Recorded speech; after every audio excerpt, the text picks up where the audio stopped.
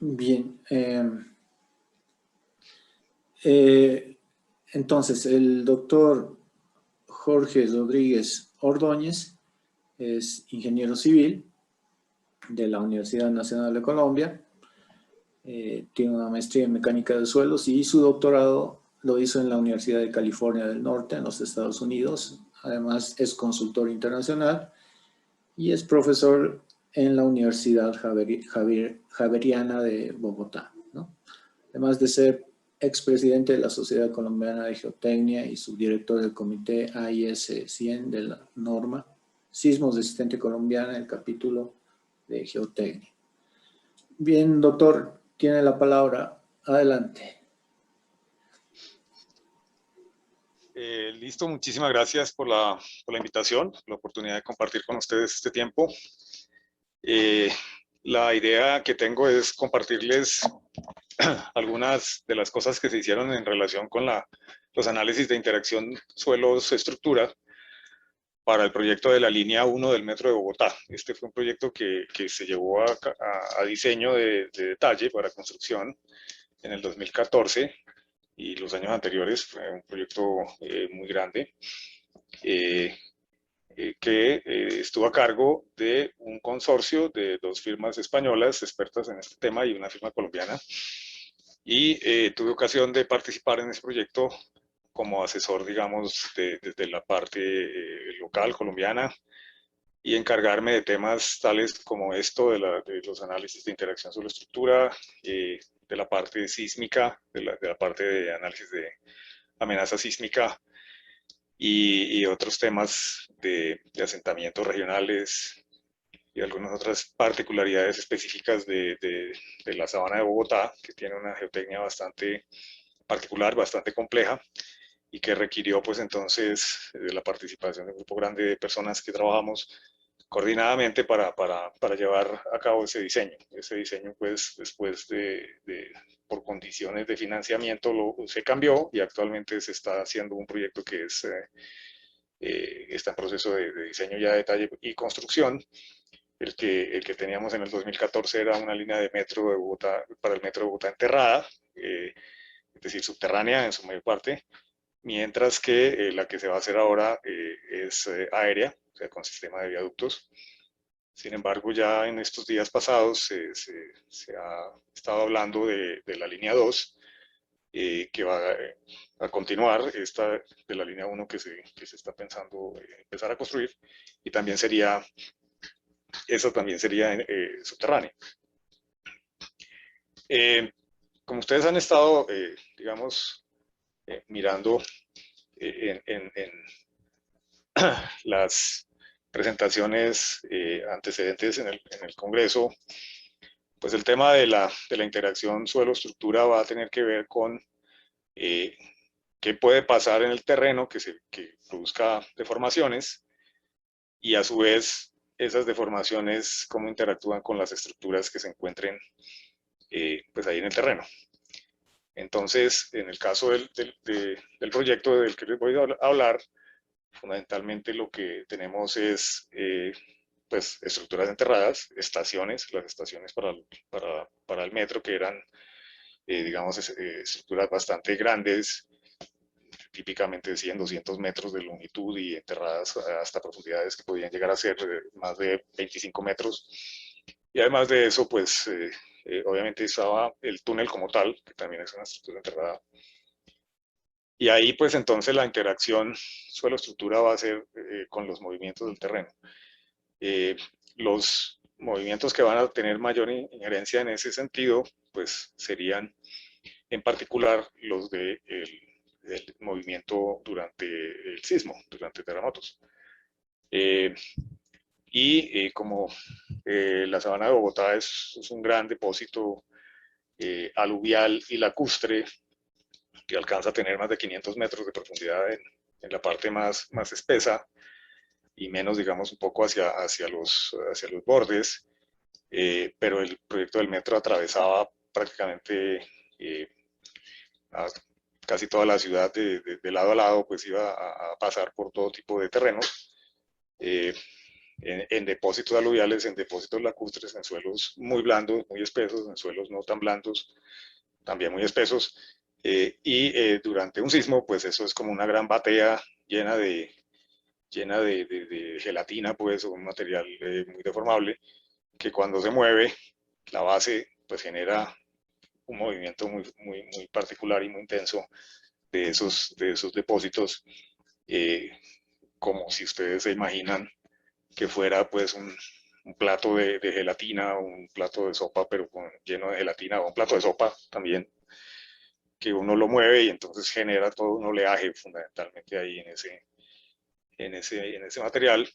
Y dentro de eso está están todas estas estructuras enterradas que se van a mover junto con el terreno y va a tener eso entonces una interacción ahí. El reto era entonces bastante complejo de poder, primero, pues saber cuáles eran los movimientos que iban a haber, y segundo, pues esos movimientos, cómo iban a afectar las estructuras enterradas y cómo evaluar eso para efectos ya de diseño. Entonces, un poco lo que quiero mostrarles es este proceso. Aquí, pues, como les estaba mencionando, lo primero que había que hacer era definir la demanda sísmica de diseño en términos de desplazamientos. Esto es bastante atípico porque pues prácticamente todo el diseño sísmico para estructuras se hace en términos de fuerzas, de aceleraciones, ¿cierto? Pero en estos casos, en este tipo de problemas en particular, pues lo que es relevante son los movimientos, los desplazamientos del terreno. Y como les digo, pues eso no es lo que normalmente se estudia. Con el agravante que ya mencioné, de que en el caso de una cuenca como la de la Sabana de Bogotá, pues lo que va a controlar ahí es ese oleaje que se forma en el depósito, que son ondas superficiales, que son ondas, técnicamente se llaman ondas superficiales, que fundamentalmente corresponden a los modos naturales de vibración del terreno y que pueden tener diferentes formas. Pueden ser longitudinales, que son las que se llaman ondas tipo Rayleigh, o pueden ser transversales, que son las que se llaman ondas tipo lob. Tienen un movimiento, digamos, en el plano horizontal, mientras que las otras tienen un movimiento en planos verticales. Esas ondas superficiales no existen, no se tienen en cuenta en los análisis de respuesta unidimensionales, porque por definición estas ondas son por lo menos bidimensionales, y estrictamente hablando, pues son movimientos que tienen componentes en las tres direcciones, o sea, son tridimensionales, y cuando se hace un análisis unidimensional, únicamente se están teniendo en cuenta componentes de movimiento horizontal, ondas de corte, con movimiento lateral que se propagan verticalmente, pero no las ondas de superficie, que son pues ese oleaje que se forma en el terreno, y que, como ya dije, pues tiene componentes componentes horizontales y verticales concurrentemente. Entonces ahí había un problema también con eso, porque pues los análisis que se hacen normalmente y que se pueden hacer con más facilidad son los unidimensionales. Ahí lo que nos ayudó muchísimo fue el análisis de los registros reales de la red de acelerógrafos de Bogotá, que han registrado sismos pequeños en general, uno que es de magnitud, digamos, de una intensidad moderada, no un sismo de diseño, pero sí ya un sismo más representativo y que claramente dejó ver cómo era la respuesta del terreno, y eso nos sirvió para poder entender y para poder calibrar todo lo que se hizo de análisis, que les voy a mostrar rápidamente lo que sigue. Para poder hacer análisis hay que tener la caracterización del terreno, entonces hay que saber cómo es el terreno a todo lo largo del proyecto. Y eventualmente uno tiene que tener finalmente una definición de cuáles son los movimientos, los desplazamientos de diseño, los desplazamientos que hay que aplicarle al análisis ya propiamente de interacción suelo-estructura. ¿Sí? Sin eso, pues obviamente pues, no se puede hacer nada, es decir, no tendría uno como hacer un análisis de interacción de la estructura si no ha definido todo lo anterior. Ya teniendo eso, pues entonces se hicieron los análisis tanto para la estructura del túnel como para las estaciones subterráneas, que es, digamos, el propósito final de ese análisis en esta aplicación, en esta charla que estamos teniendo. Bien, entonces, el tema de la demanda sísmica, pues como ya les he estado diciendo, es bastante complejo. Aquí hay una vista en planta de la sabana de Bogotá, tiene un contorno de rocas, de cerros, y hacia la parte central pues están todos esos depósitos aluviales, más que todo hacia la parte sur, que son los que se ven aquí como en gris, y hacia la parte oriental, sobre todo el norte, lo que hay son suelos más blandos, aluviales, ¿cierto? Y aquí en la parte norte, noroccidental hay un cerro también ahí que aflora, y hacia todo el borde, pues ya dije que están los cerros orientales y hacia el sur. Ahí se muestra el trazado de la línea del metro, que se ve que va pues a lo largo del depósito aluvial, llega hasta prácticamente el piedemonte, los cerros. De hecho hay un tramo ahí que alcanza a estar en parte cruzando en tramos en roca, y después sale aquí por el piedemonte y entra hacia la zona de suelos blandos en la parte final de su recorrido, que eran del orden de 28, 27 kilómetros. Todas esas estrellas que se ven ahí son las estaciones de registro sísmico que tiene la ciudad. Tiene una red sísmica de acelerómetros, digamos que bastante buena, y toda esa red, o al menos la mayoría de las estaciones, ha registrado varios sismos bastante pequeños, y como les digo, uno grande que sí registró prácticamente en todas las estaciones. El perfil del trazado se ve aquí abajo, entonces se ve como arranca desde el borde inferior, o perdón, superior en la figura que corresponde al río Bogotá, al eje de la sabana, y va subiendo a lo largo de los depósitos, de estos depósitos aluviales, hasta llegar a la zona aquí del centro de la ciudad, que son ya los piedemontes, y después vuelve y baja y se mete otra vez a los depósitos de nuevo hacia el norte. Entonces ahí pues toca empezar a mirar cuánto podrían llegar a ser los desplazamientos y las aceleraciones que podrían llegar a ocurrir como consecuencia de la amenaza sísmica. Esto aquí hay unas ecuaciones de atenuación que muestran cuál es como la tendencia que uno podría esperar para diferentes eventos, y aquí se marca cuál podría ser el evento máximo creíble, que de acuerdo con los estudios de amenaza sísmica que se han realizado en el país, pues pueden ser un sismo de magnitud 7 ocurriendo hacia el borde oriental de la cordillera, en donde está localizada la sabana de Bogotá en la parte alta, que podría estar a una distancia de 40 a 60 kilómetros con una magnitud del orden de 7. Entonces eso da unas aceleraciones en roca del orden de 0.20 G aproximadamente para ese evento máximo creíble. Y otros menores. Ahí están los puntos que se muestran, son datos de registros de sismos que se han tenido a lo largo del tiempo desde que se instalaron la instrumentación sísmica en el país. Entonces, pues no tenemos registros del evento máximo, pero pues ahí hay ya datos para mirar, para trabajar. Eso en términos de aceleraciones, pero lo que ya dijimos es que nos importan son los desplazamientos. Entonces, haciendo un análisis similar con unas ecuaciones de atenuación de diferentes autores, uno puede hacer un estimativo de dónde podría estar localizado el evento máximo creíble para Bogotá, que es en esta zona, que podría ser del orden de movimientos en roca mal contados entre 7 y 10 centímetros, aproximadamente entre 7 y 10 centímetros. Eso es el movimiento a nivel de la roca, ¿cierto? Pero ese movimiento a nivel de la roca va a tener una amplificación muy importante por efectos del depósito que hay ahí.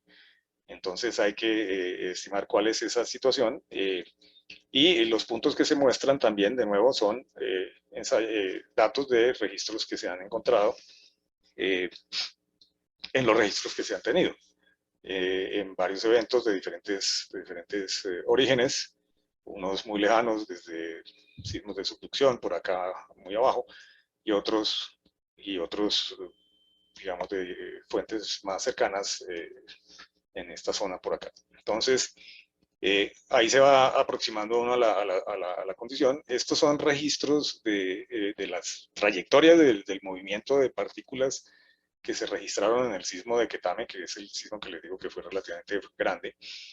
y cómo en el origen, en la fuente, que hay un registro muy cerca de donde fue el origen del sismo, a unos 40 kilómetros de Bogotá, pues fue prácticamente un solo pulso de movimiento fuerte en una dirección aproximadamente noreste. Ya cuando uno llega aquí al borde de la sabana en roca, pues ese pulso se reduce aquí a unas ondas superficiales de la roca con un pulso pequeño. Y la duración pues ya aumenta un poco por efecto de que ya son ondas superficiales también de la roca.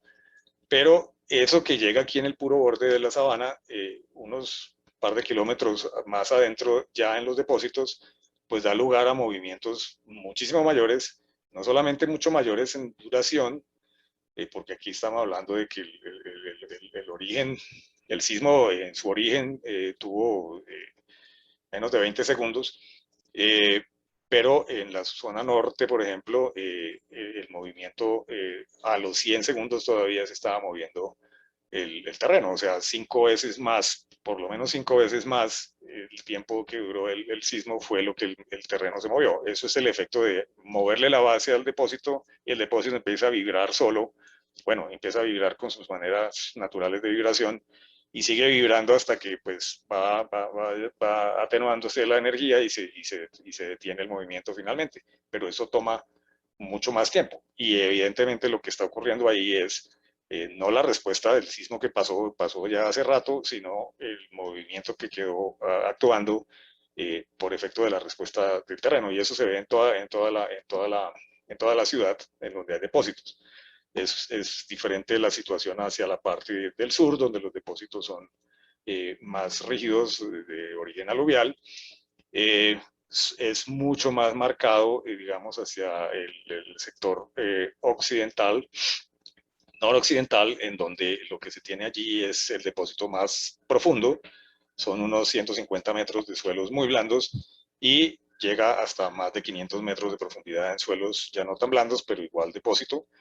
Entonces aquí en esta zona hay un gran predominio de ondas tipo Raleigh, mientras que en la parte norte, especialmente por efecto de la guía de ondas que se genera aquí, el borde de los cerros orientales y el borde de los cerros de Suba son puras ondas tipo lob, que son de movimiento casi elíptico perfecto, pero en sentido plano, horizontal, mientras que hacia el otro costado son más de tipo Raleigh. Entonces ahí se ve con muchísima claridad que efectivamente eso es lo que ocurre.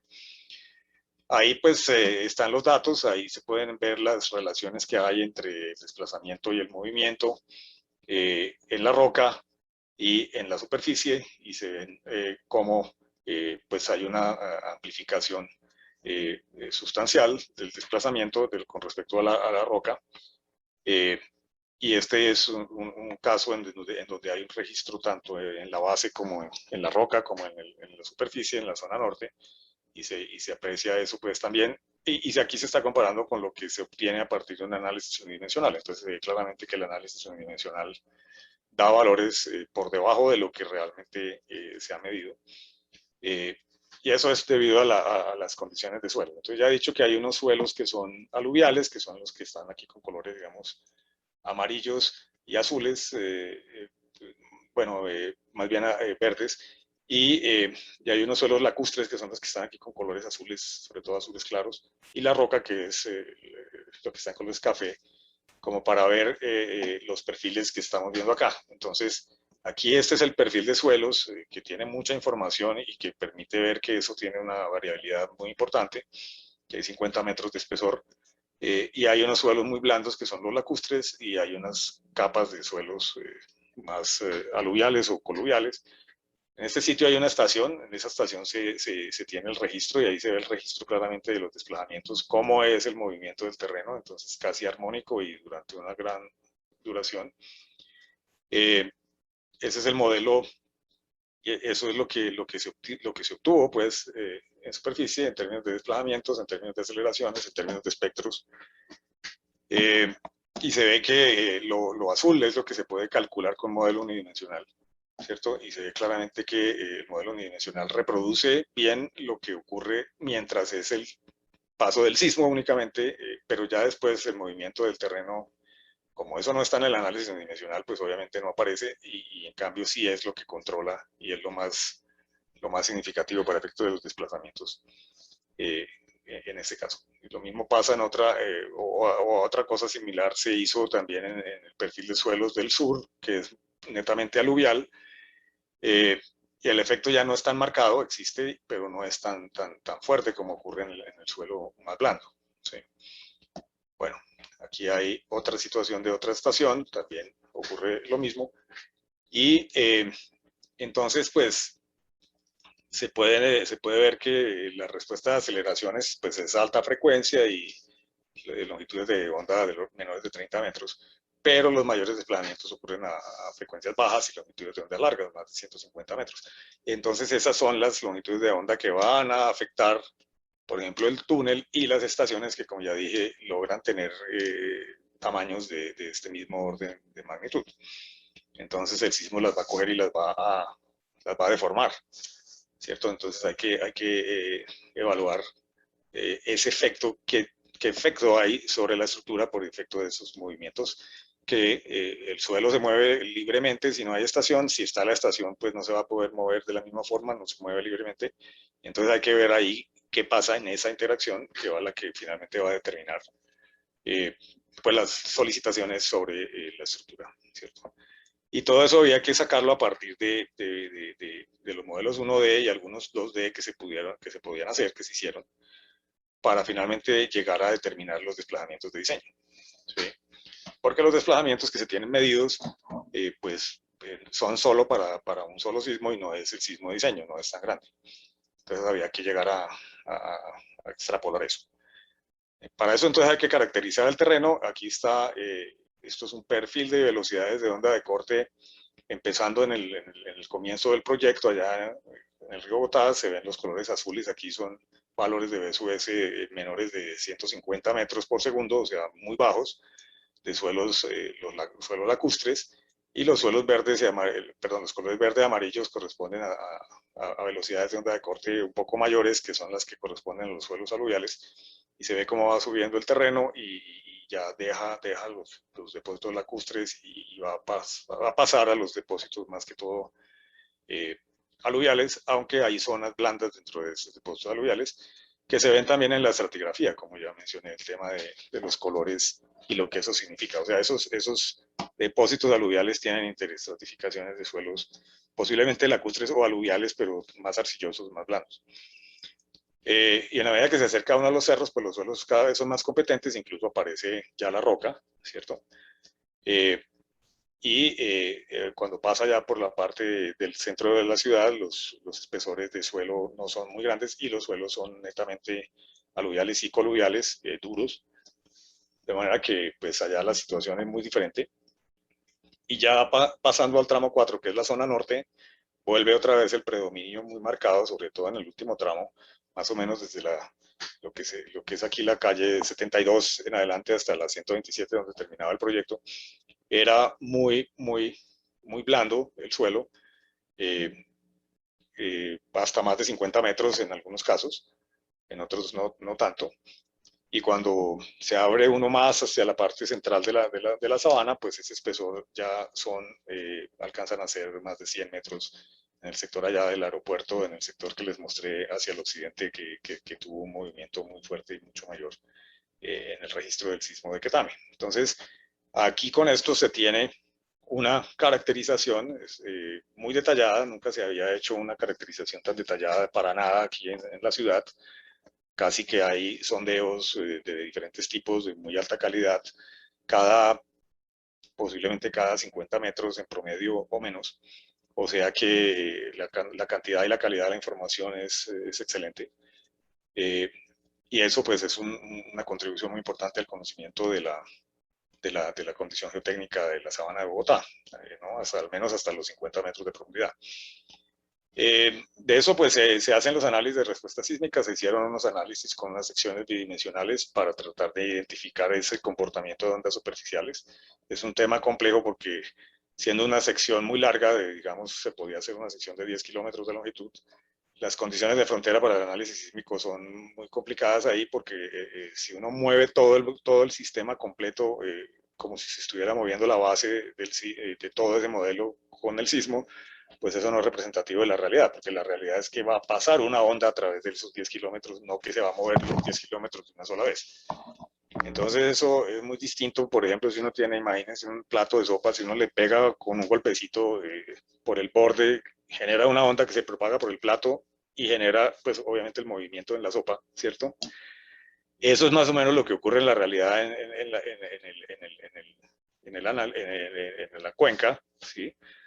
Pero muy distinto si yo cojo el plato y lo muevo completo. En ese caso, la sopa literalmente se sale del plato. Es un evento que es completamente diferente. Entonces, lo que se hizo ahí fue darle un impulso en el borde y ver cómo se generaban ondas superficiales dentro del modelo para ver cuál era la condición de esas ondas. Aquí se ilustran, digamos, exageradas las deformaciones a diferentes momentos del tiempo, como efectivamente se van generando ese oleaje, llamémoslo así, esas ondas superficiales que se propagan y que tienen una interacción allí con los diferentes espesores de suelo según la profundidad, entonces generan ondas de diferentes longitudes, son dispersivas, bueno, todas las características que uno esperaría ver de una propagación de ondas superficiales en un medio estratificado se ven ahí, y eso afecta pues grandemente los resultados. A partir de eso se obtuvieron los factores de amplificación,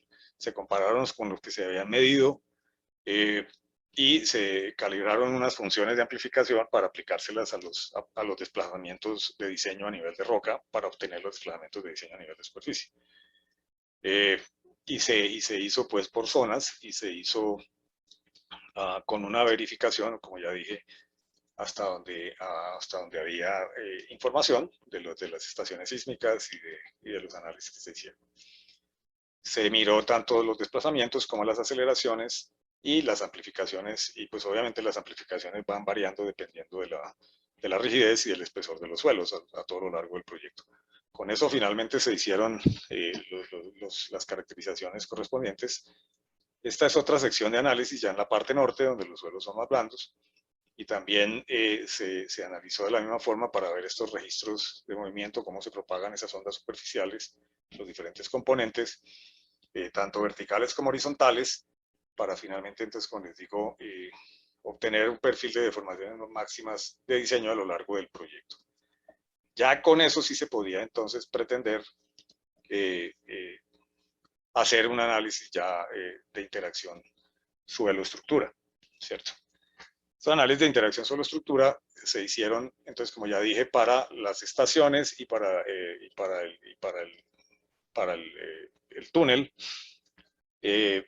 En realidad, los que eran más importantes eran los de las estaciones, porque el túnel, pues, el túnel es una estructura articulada, ¿cierto? Es una estructura que se haría, se hubiera hecho con una tuneladora y se hubiera hecho con segmentos, ¿sí?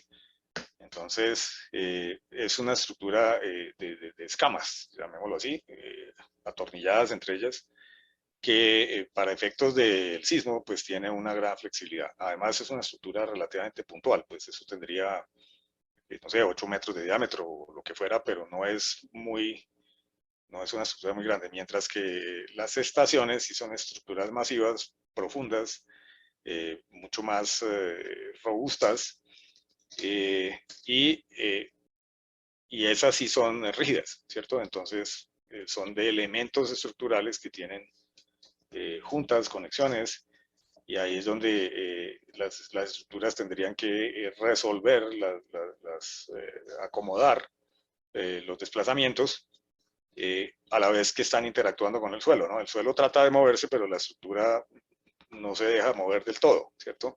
Le ejerce al suelo una reacción.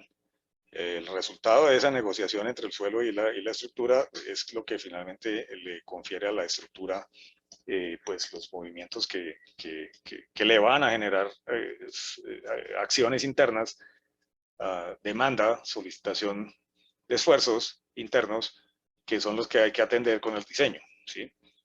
con los refuerzos, con la rigidez necesaria, con las juntas adecuadas, ¿cierto? Entonces, en este tipo de cosas, pues hay que pensar que no se pueden dejar todas esas juntas, por ejemplo, todas estas esquinas fijas, porque si eso trata de moverse, pues ahí se concentran unos momentos gigantescos y pues básicamente no hay cómo sostener eso, se terminaría de todas maneras generando ahí unas articulaciones plásticas.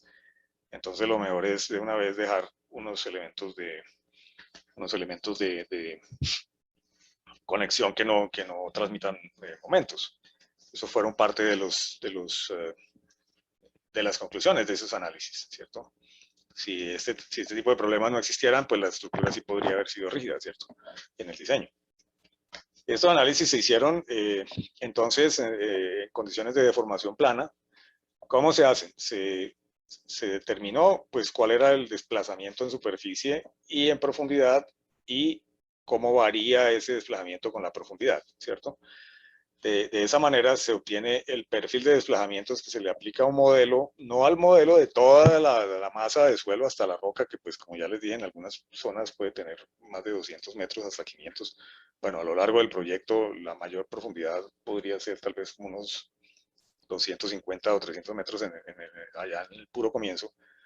Y después hacia la parte final podría estar del orden de 150 aproximadamente. Pero no analiza uno todo eso porque pues pues de hecho computacionalmente sería extremadamente costoso.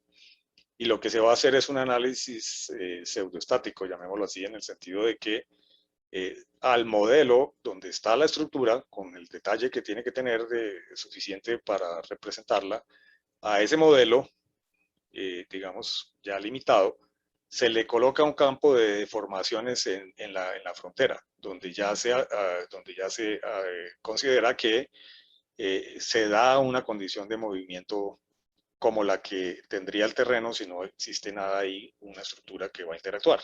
¿Sí? Entonces, una condición de desplazamientos para la condición de movimiento en campo libre se aplica en el borde del modelo. ¿Sí? Y seguramente se aplica en una dirección y después en la otra. Pues, es decir, si las estructuras son simétricas, pues no habría que hacerlas sino en una sola dirección, pero normalmente esas estructuras no eran simétricas, entonces había que hacerlo en una dirección y en la otra. Entonces las condiciones de frontera de ese modelo, entonces como ya digo, es un campo de desplazamientos que se aplica al borde. El modelo es un modelo de elementos finitos en donde se representa el suelo, ya obtenida toda la información de la rigidez y la estratigrafía de esos suelos a partir de la exploración geotécnica que ya, como vieron, pues fue bastante completa. Eso, pues, tuvo un proceso de análisis para definir en cada sitio de cada estación cuál era el perfil representativo de ese sitio y sus parámetros correspondientes. Y además se llevó a una condición ya un poco más simplificada, porque pues si no saldrían muchísimas capas, etcétera. De todas maneras, ustedes ven este modelo aquí tiene un buen número de capas, ¿sí? Cada una de ellas tiene pues su rigidez, que en este caso lo que importa ante todo es la rigidez y la resistencia de ese suelo. Entonces, se analizó el comportamiento de esos suelos, se analizó cuál era el nivel de esfuerzo, se analizó cuál era el nivel de deformaciones que iban a poder estar teniendo, y a partir de eso se definieron propiedades correspondientes a modelos de tipo Moore-Coulomb, o sea, elastoplásticos, con una resistencia y una rigidez, rigidez representativa para cada estrato de suelos.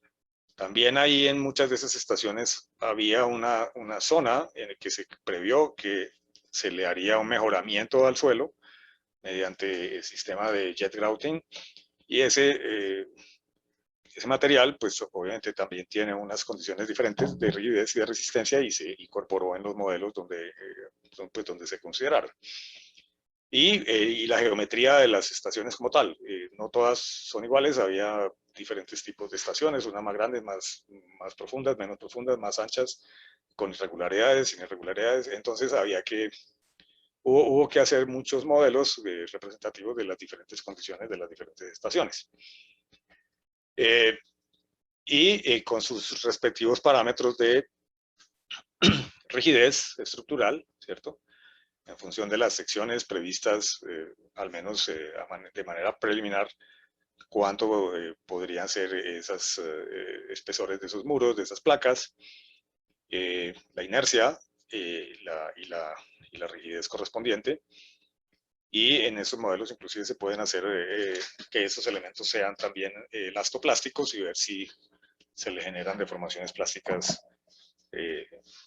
Pero en los análisis que se hicieron aquí fueron, esos elementos se consideran elásticos. Entonces eso da un valor, el valor máximo posible de los esfuerzos que podrían ocurrir en el momento en el que se genera o se produce, se da la interacción suelo-estructura y le genera pues deformaciones a los elementos y consecuentemente solicitaciones de cortantes y momentos. Bien, entonces esa fue la metodología, ese fue el proceso. Obviamente estos son modelos no lineales, obviamente por el comportamiento del suelo, por la interacción, por todo, pero estáticos, no son modelos dinámicos. Aquí tenemos entonces varios ejemplos. El primero es esta estación en la calle 127, que es la última del proyecto, donde el suelo era, digamos, muy blando hasta unos 40 metros de profundidad o 30 metros de profundidad. Todos estos suelos que se ven aquí en la figura, azules claros y no tan claros, y los rojizos, esos rojizos son suelos orgánicos.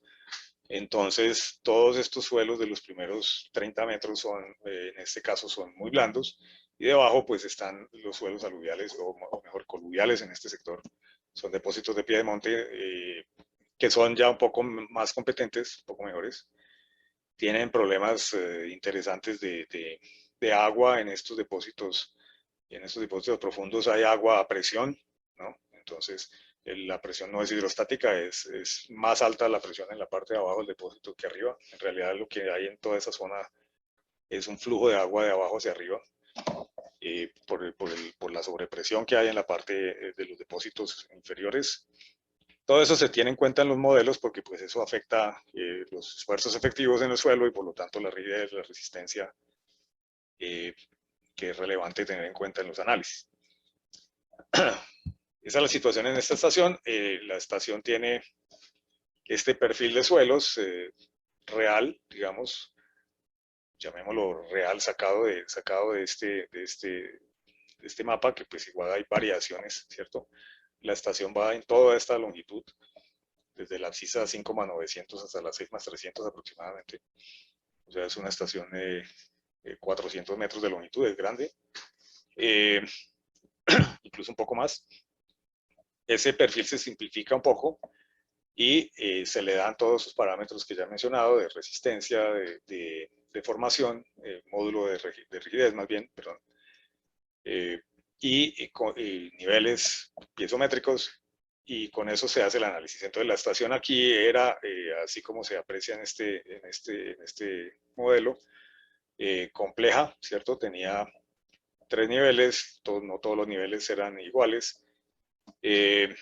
Tenía unos, además de la estación como tal, tenía unos pilotes, o sea, o barretes, porque pues el suelo es muy blando y necesitaba un sistema de refuerzo adicional de la cimentación, a pesar de que es una excavación, pues una condición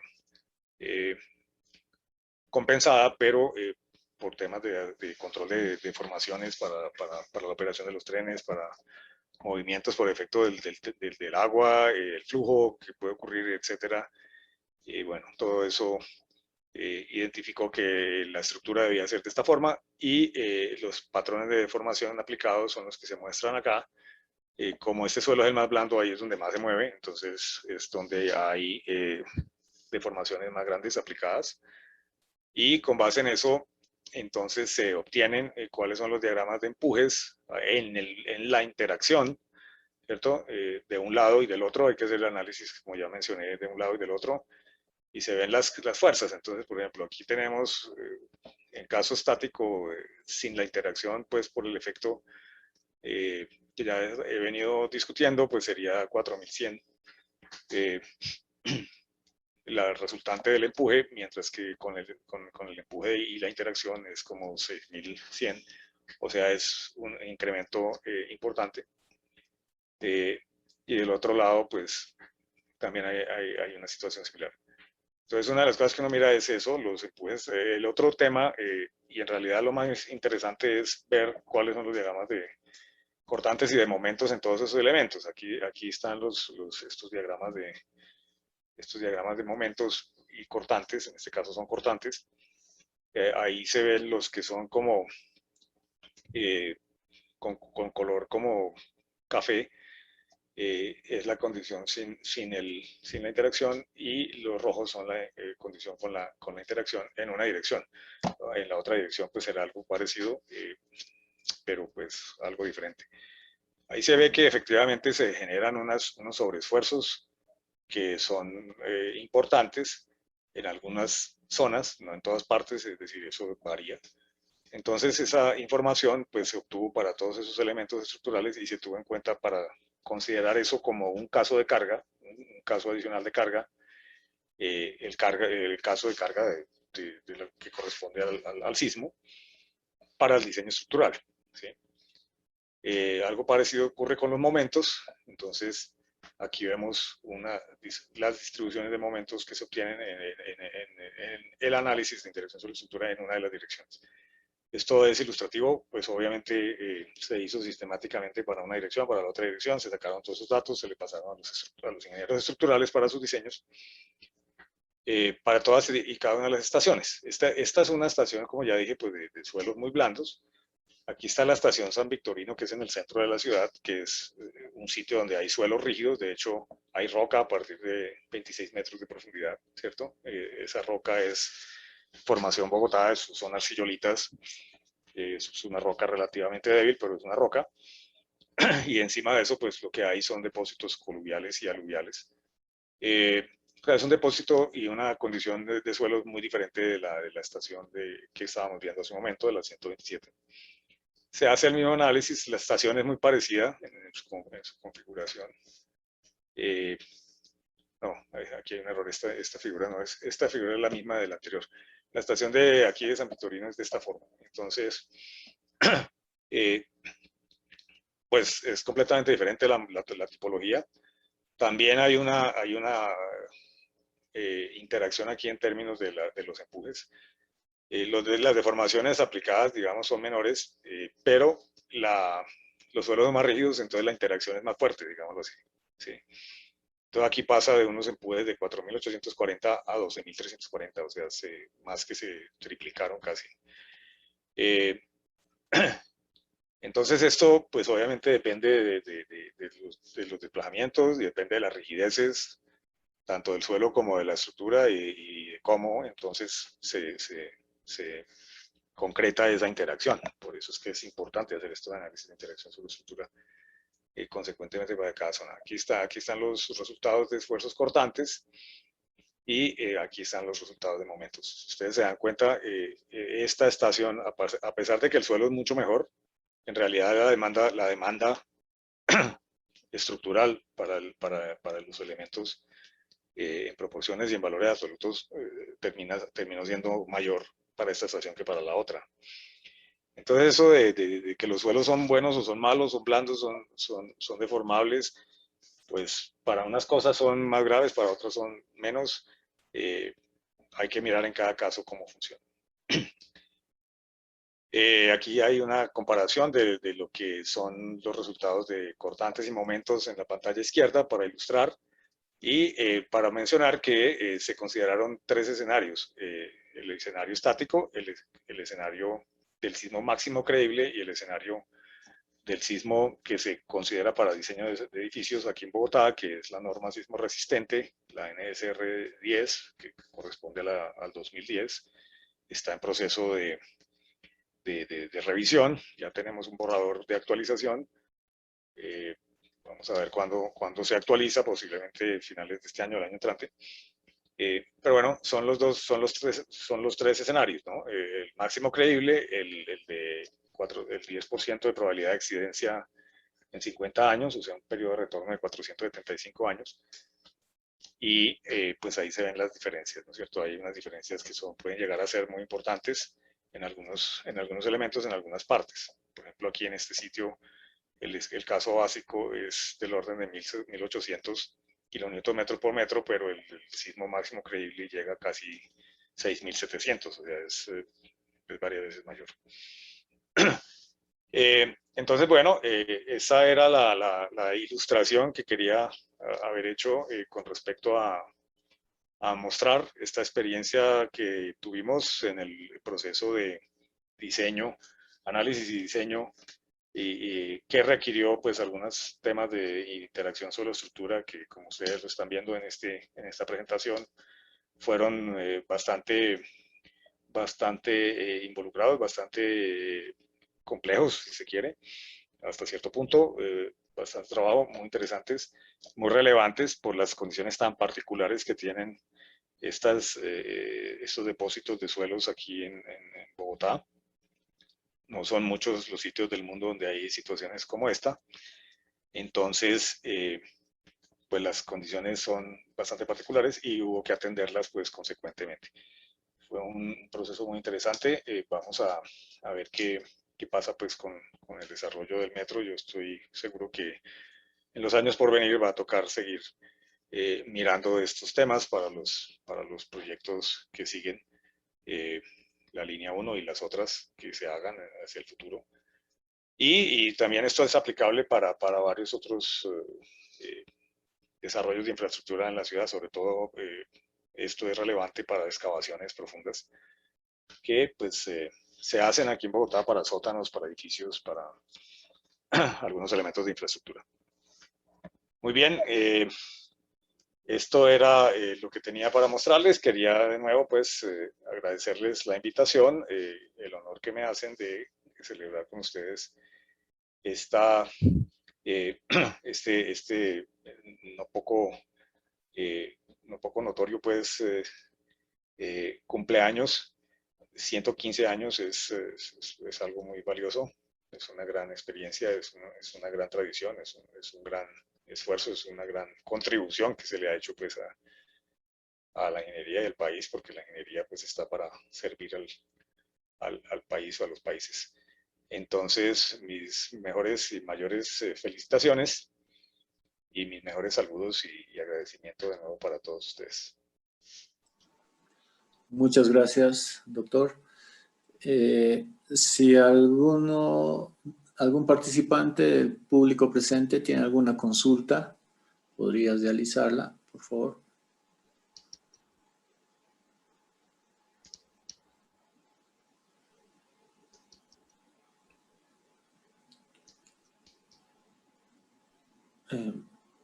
Doctor, yo tengo una consulta. ¿Cuáles han sido las principales dificultades que han tenido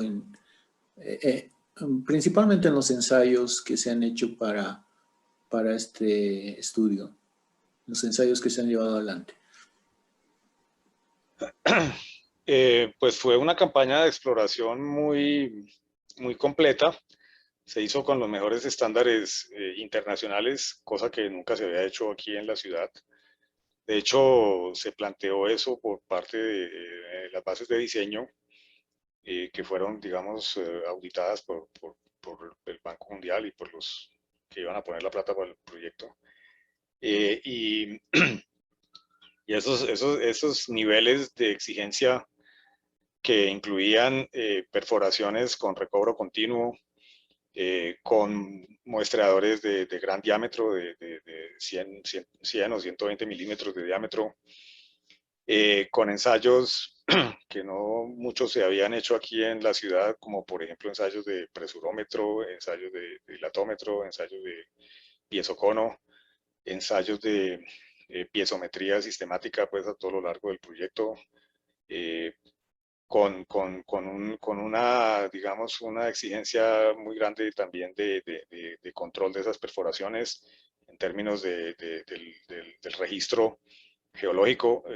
Esas perforaciones tuvieron una descripción permanentemente por parte de geólogos o geólogos de ingeniería al lado de cada máquina. que trabajaron en varios frentes, pero pues ahí lo que pasó fue que cuando se contrató inicialmente esa exploración, pues la ingeniería colombiana no pudo con eso. Estuvieron tratando de hacer eso durante, no sé, casi un par de meses y tuvieron que sacarlos a todos y finalmente vinieron empresas europeas, fundamentalmente españolas, italianas, eh, que se encargaron finalmente de hacer esa exploración. Después de eso vino todo el tema de ensayos, que también pues, fue todo un rollo porque pues fueron muchísimos ensayos y no dábamos abasto con los laboratorios, etc. Digamos, esa parte fue algo compleja, pero yo diría que fue muy bueno porque pues, nos permitió que quedara mucho de eso aquí. Hay muchos de esos equipos que siguen estando disponibles para hacer exploraciones geotécnicas en Colombia. La experiencia, ¿cierto? El conocimiento. Yo creo que eso fue muy bueno. El conocimiento que se logró se obtuvo de esa caracterización técnica tan detallada, pues eso era impensable, eso nunca se había hecho nada ni remotamente parecido. Entonces, creo que eso todavía nos falta, creo yo, acabar de poder aprovecharlo debidamente. Hay mucho ahí que se puede todavía seguir aprovechando. Yo personalmente, pues, he podido beneficiarme mucho de ese entendimiento y de ese conocimiento para muchos otros proyectos desde el momento en que eso se hizo, por allá en el 2014. Eh, Lástima que no se haya podido hacer por temas pues ya tipo de financiación del proyecto como se había planteado. Pero bueno, ahí sí como dice el dicho, en el partido largo hay desquite, ¿no es cierto? Entonces seguramente pues en el futuro se podrá seguir avanzando en esa dirección. Gracias por la respuesta, doctor. Por favor, Felipe Farías tiene la palabra. Buenas tardes, profesor. Muchas gracias por la presentación que acaba de realizar. Muy buena, muy completa. Aún así, tenía una duda que quería realizarle, que es respecto a finalmente cómo se termina modelando la interacción para túneles en este caso. Más que nada para túneles circulares. Si termina considerando un cambio en la rigidez de los elementos estructurales o si termina modelando otro tipo de elemento que simule la interfaz del suelo con este caso el revestimiento del túnel. Muchas gracias. Sí, pues se hizo un análisis similar al de las estaciones. Aquí en la introducción hay una figurita de eso. Eh, También se coloca el túnel con su revestimiento modelado, el revestimiento estructural. Eso incluso se puede modelar con las articulaciones que tenga, dependiendo del número de tramos que tenga de anillos. Y se le aplican las deformaciones laterales y se ve cómo eso produce un ovalamiento, digámoslo así, del túnel, que pues va a generar alguna solicitación allí, sobre todo en las juntas entre los elementos que conforman eh, los tramos del revestimiento. Eso lleva una interfase ahí alrededor también, sí, porque el suelo no está necesariamente pegado, digámoslo así, al elemento estructural y puede haber un desplazamiento relativo. Cuando eso es importante, pues se incluyen esas interfaces. Pero no lo puse aquí en esta presentación porque pues era menos, digamos, era menos interesante, llamémoslo así, era más sencillo, tal vez. La metodología era similar. Bien, muchas gracias por la respuesta. Sí, señor. Bien, doctor, la última pregunta en el chat. Andrés Melo Duque indica excelente presentación. Buena estrategia la de modelar el pulso de la demanda sísmica como una condición de frontera al desplazamiento. Al respecto, ¿cómo ese modelo pseudoestático permitía evaluar si habrá o no resonancia por periodos de vibración coincidentes entre la estructura enterrada y el suelo lacustre? Y pues ese modelo como tal no permite eso, porque pues ya lo dije, es un modelo estático, ¿cierto? Ahora, en el análisis, sí, en el análisis para llegar a determinar esas deformaciones, ese análisis sí tuvo análisis dinámicos de diferentes tipos, empezando por la evaluación realista, realista no, sino de los valores reales medidos, y también de los análisis unidimensionales estos, y también los análisis bidimensionales que se hicieron. En esos análisis sí se ven cuáles son los periodos naturales de vibración, los espectros de respuesta, bueno, todas las cosas. Y ahí se sabe cuáles son los periodos, ¿no es cierto?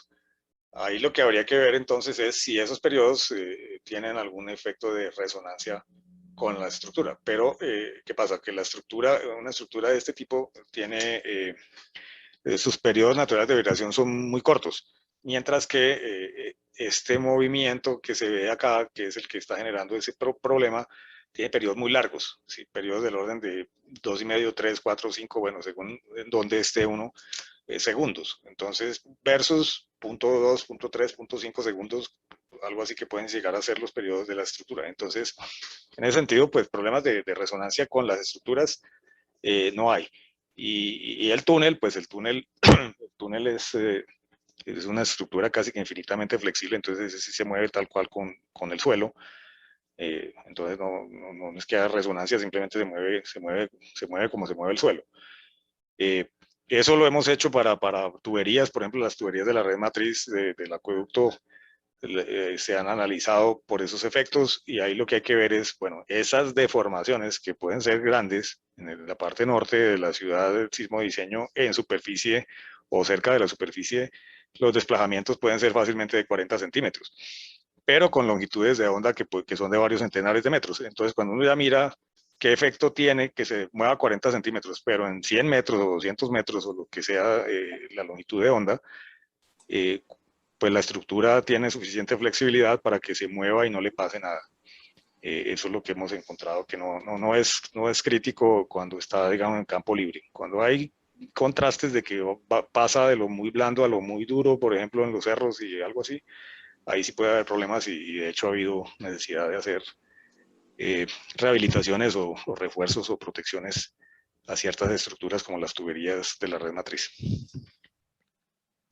Muchísimas gracias, doctor, por la respuesta y también por la presentación, por la excelente presentación que nos hizo. Agradecerle nuevamente por su participación en este Congreso Internacional de Interacción Suelos y Estructuras, y reiteramos nuestro agradecimiento. Muchas gracias, doctor Rodríguez. Bueno, muchísimas gracias a ustedes. Bien, vamos a